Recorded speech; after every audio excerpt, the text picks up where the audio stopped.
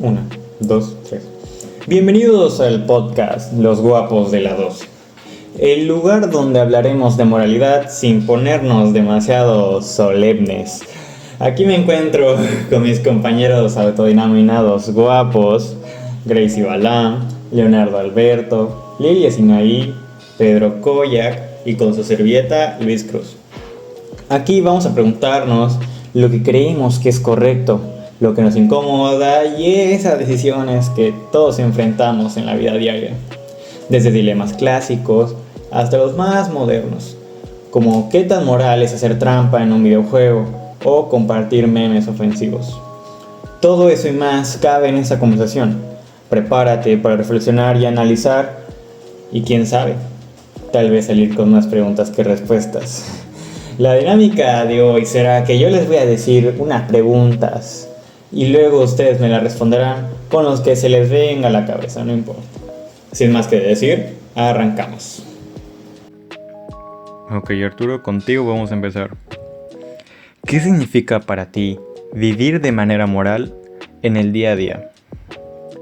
¿Qué crees que la moralidad depende más de la intención o de las consecuencias de nuestros actos? ¿Y hasta qué punto la moralidad está determinada por la cultura en la que nacemos? Para mí, vivir de manera moral en el día a día es actuar con respeto y coherencia. Es decir, que lo que pienso, digo y hago vaya en la misma dirección. No se trata de solo seguir reglas, sino de ser consciente de que cada acción, por pequeña que sea, tiene un impacto en los demás. En cuanto a si la moralidad depende más de la intención o de las consecuencias, creo que ambas son importantes. La intención muestra quién eres y de dónde actúas, pero las consecuencias nos recuerdan que incluso las buenas intenciones pueden causar daño si no reflexionas antes de actuar. Y sobre la cultura, es lo que influye mucho en nuestra moral, porque desde pequeños aprendemos que está bien y que está mal según el lugar donde nacemos, pero no lo define todo. Con el tiempo, cada persona puede cuestionar esas ideas y construir su propio criterio moral a partir de la experiencia. Ahora vamos contigo, Gracie. ¿Tú crees que es posible hablar de una moral, digamos, universal o siempre será relativa? ¿Cómo cambia nuestra percepción de lo que es moral cuando enfrentamos dilemas externos? ¿Y qué papel juegan las emociones en la construcción de juicios morales? Pues yo siento que hay cosas básicas en las que casi todos estamos de acuerdo, como en no hacer daño por gustar a alguien. Sería un buen ejemplo, yo siento. Pero ya en la práctica de la vida cotidiana todo cambia, según el lugar, la situación. O sea, lo que para uno está mal, para otro puede tener sentido. Y entonces ya no es tan blanco y negro. O sea, ya no es tan una cosa o tan otra. Cambia. Pero hay cosas en las que sí, casi siempre la misma opinión de los demás sobre su moralidad. Ahí es cuando dices, ok, ya no sé. En situaciones normales juzgas rápido, pero en algo extremo y así, empiezas a pensar más en sobrevivir o proteger a alguien. Y piensas en cosas que jamás harías o estarías de acuerdo. Y de repente ya no se ven tan mal por protegerte a ti y proteger a alguien más. Así que, pues cambia dependiendo de la situación y un poco bastante. Yo siento que las emociones nos mandan un buen o da mal. Muchas veces ni piensas tanto, solo sientes que algo está mal o bien y lo haces. La empatía, la culpa, el coraje, todo eso influye más en lo que creemos y luego ya buscamos razones para justificar lo que sentimos. Así que sí, no creo que sea base de eso, sino que solo a veces pensamos más en cómo sentimos o cómo nos sentir algo y lo hacemos. Ya luego pensamos en la moralidad, que estuvo bien, que estuvo mal, aunque unas personas no se dejan llevar tanto por eso, sino que piensan en su moralidad. Ok, Leonardo, tú sigues. ¿Puede una persona vivir sin ningún tipo de referencia moral? ¿Y la moralidad es una postura consciente o simplemente una ausencia de reflexión ética? Y en mi opinión es la verdad, ¿no? Ya que perderíamos mucha identidad personal, ya que si como tal son reglas o es una regla escrita en donde pues tienes que seguirla, ya sea una regla escrita o no escrita como tal formalmente. Por ejemplo, una regla de navegante sería llevar siempre una brújula, un mapa o algo que pueda guiarte entre norte y sur. Y pues si no llevas una brújula o un mapa, pues perderías todo tipo de noción hacia dónde estás yendo, no tendrías un destino fijo y no estarías siguiendo una regla que es sumamente importante para poder guiarte, para poder seguir esos principios de reglas escritas y no escritas. Y pues como tal, podrías moverte, pero sin una dirección. Ahora, esto me recuerda mucho igual a cuando yo una vez estaba poniendo unas persianas y dije, bueno, no es tan difícil, qué difícil puede ser. Y ya sea algo fácil o difícil, siempre debe tener un procedimiento. Y yo dije, bueno, ¿qué tan difícil puede ser? Entonces, pues conecto el taladro, hago el agujero con el taladro, la broca, le pongo los taquetes y todo. Ya había yo medido bien eso para que me quedara a distancia. Pero había un detalle, que lo medí con la vista nada más. No utilicé un flex, no utilicé un nivelador. Y fallé muchas veces en apuntar, en saber cuál era la medida, hasta que la di. Me tardé quizás 2 horas poniendo 4 persianas. Y digo, bueno, no, pues sí fue un poquito difícil. Y aparte de haberme tardado unas 4 horas de haberla puesto, unas 12 horas casi, no sé la verdad cuántas horas fueron, pero sí fueron bastantes. O sea, era de día todavía cuando yo lo estaba haciendo y acabé ya hasta de noche. Y digo, bueno, vamos a ver cómo me quedan las persianas. Las checo, las cierro a ver si no se me caen. Digo, bueno, están fijas también, pero me percato de que están chuecas. Y se me viene a la mente, no utilicé el nivelador, no utilicé un flex. O sea, lo hice nada más con la pura vista, con la pura medida, sin seguir una regla, un procedimiento. Y la verdad ya no lo cambié. Dije, bueno, pues ya. O sea, si hago otro hueco más, o sea, nunca voy a acabar. Y hace unos días me mudé de cuarto, bueno, de casa más bien. Y traté de no cometer ese mismo error, que es, pues, no usar un flex, no medir bien, no marcar las medidas con algún plumón o lápiz. Y cuando terminé de ponerlo, o sea, me ahorré tiempo y me ahorré esfuerzo, porque lo acabé en unos 40 minutos en hacer los huecos, en todo. O sea, me quedaron bien, normal. O sea, me ahorré tiempo. Si tal se podría vivir de esa manera, sin ningún tipo de referencia moral, sí resultaría un problema, porque sería dejar cosas a medias. ¿Y qué pasa cuando a veces se dejan las cosas a medias? Pues su desgaste es más rápido, dejan de funcionar o simplemente no funcionan. Y digo, vivir así es una manera muy difícil, sin vivir ningún tipo de referencia moral. Y pues nada, sigamos con la siguiente pregunta. ¿La amoralidad es una postura consciente o simplemente una ausencia de reflexión ética? Si bien es un tema un poco complejo, lo trataré de explicar lo más resumido y fácil posible. Por ejemplo, un ejemplo muy fácil sería sobre un león y un científico.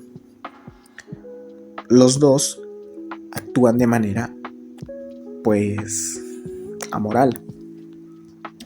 El león mata al científico no por querer hacerlo o por dañarlo directamente por algún resentimiento, sino lo hace por instinto de supervivencia. Él no sabe si es correcto o es malo. Él lo hace por supervivencia, por instinto animal. Y el científico él estudia el ébola. El ébola es una enfermedad, un virus que puede ser mortal hacia los seres humanos, pero el científico no piensa en si puede ser mortal o no. Él simplemente piensa en el ébola es simplemente un organismo que no es bueno ni es malo. Simplemente lo quiero estudiar. O sea, los dos actúan de manera amoral. No piensan si está correcto o no. Simplemente lo hacen por instinto, que es en el caso del león. Y en el caso del científico, estudia el ébola no por una manera mala o buena, sino porque su obligación o su pasión es estudiarlo. Y no ve el ébola como una manera mala, sino como un organismo simple. Y ahora, una anécdota muy chistosa de cuando yo era pequeño era que, pues, una vez yo tenía hambre y habían visitas en la casa. Tenía quizá como unos 5 años o 6, creo. Habían visitas, pues yo me despierto, tengo hambre, veo que hay unas galletas ahí en la cocina. Mi mamá creo que estaba en el baño y la otra visita creo que estaba hablando por teléfono. Bueno, entonces yo me como las galletas, pero yo no pensé en si está bien o está mal. O sea, yo lo hice porque tenía hambre. Y me como las galletas, me las estoy comiendo. Y me acuerdo, eran unas emperador de limón. Entonces me las estoy comiendo. Y bueno, creo que quedaban quizá unas 4 o 5 galletas. Entonces me las comí rápido. Y mi mamá sale del baño y me ve con las galletas. Y me dice, ¿por qué te comes esas galletas si no son tuyas? Y pues yo no sabía de quién eran, ni siquiera pensé en son de alguien, o sea, nada más me las comí.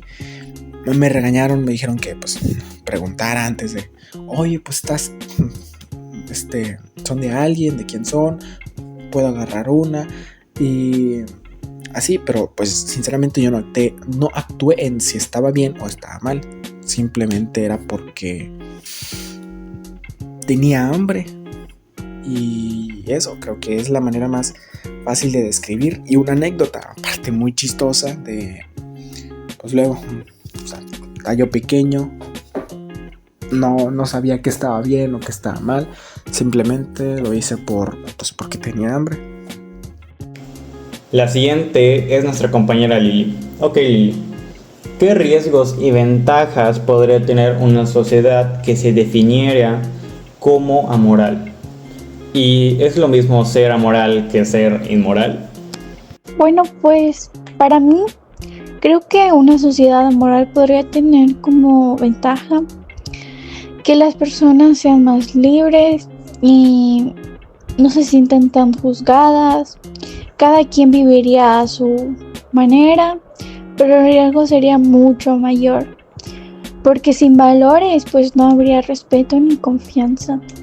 En la vida diaria esto se podría notar cuando alguien miente o hace daño y lo quiere justificar diciendo que pues no importa si está bien o mal. Por ejemplo, las personas que roban como que no le dan mucha importancia a saber si está bien o mal. Y pues en una sociedad amoral creo que al final de cuentas no habría respeto y no hubiera temor de saber ni razonar si lo que están haciendo está bien o mal.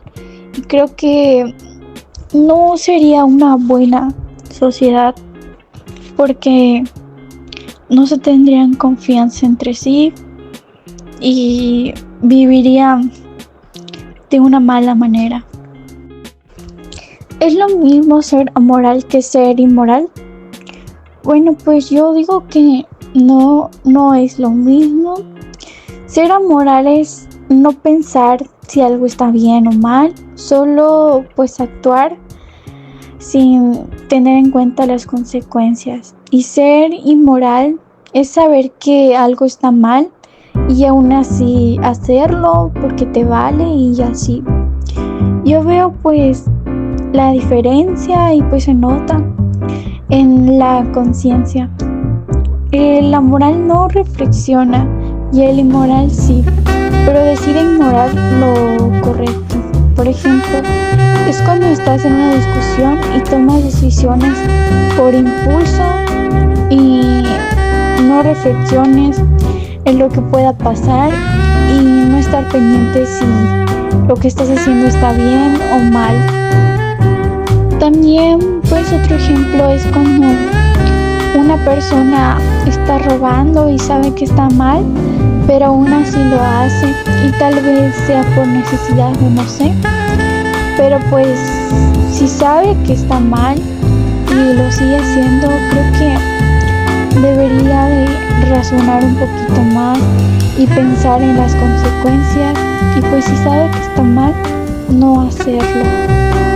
El último, pero no menos importante, Pedro.